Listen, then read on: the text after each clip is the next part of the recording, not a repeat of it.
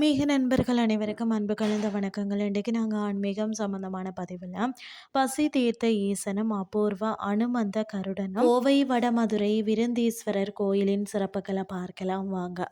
கோயம்புத்தூர் மாநகரில் இருந்து பார்த்தீங்கன்னா மேட்டுப்பாளையம் செல்லும் சாலையில் துடியலூரை அடுத்து அமைந்துள்ள ஒரு பொக்கிஷம் தான் இந்த வடமதுரை விந்தீஸ்வரர் திருக்கோயில்.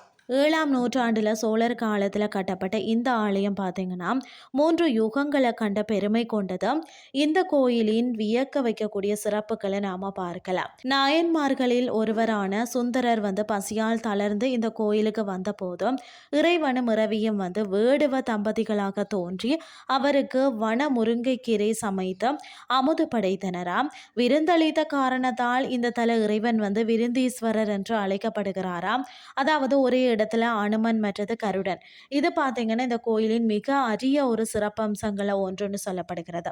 மகாவிஷ்ணுவின் 2 பெரும் பக்தர்களான அனுமனும் கருடனும் பார்த்தீங்கன்னு சொன்னா ஒரே இடத்துல காட்சி அளிப்பது. லக்ஷ்மி நாராயணன் சந்நிதிக்கு அருகே அமைந்திருக்கக்கூடிய இந்த திருவுருவம் பார்த்தீங்கன்னா பக்தர்களின் வேண்டுதல்களை உடனே நிறைவேற்றும் வல்லமை கொண்டது. அதாவது சிவபெருமான் தனது வாகனமான நந்திக்கு சகல அதிகாரங்களையும் வழங்கிய தலம் இதுவாகவே இருக்கிறதா. இதன் பின்னரே மற்ற சிவாலயங்களை அதிகார நந்தி சன்னதி வைக்கும் முறை உருவானதாக கூறப்படுகிறது.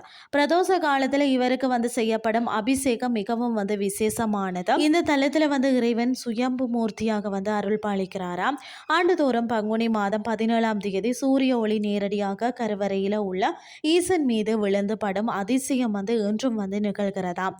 அதாவது குடும்ப ஒற்றுமை தரக்கூடிய வழிபாடு பார்த்தீங்கன்னா பிரிந்த தம்பதிகள் ஒன்று சேரவும் குடும்பத்துல மன ஒற்றுமை மேலோங்கவும் இங்கு லக்ஷ்மி நாராயணருக்கு துளசியால் அர்ச்சனை செய்து வழிபடுவது சிறந்தது.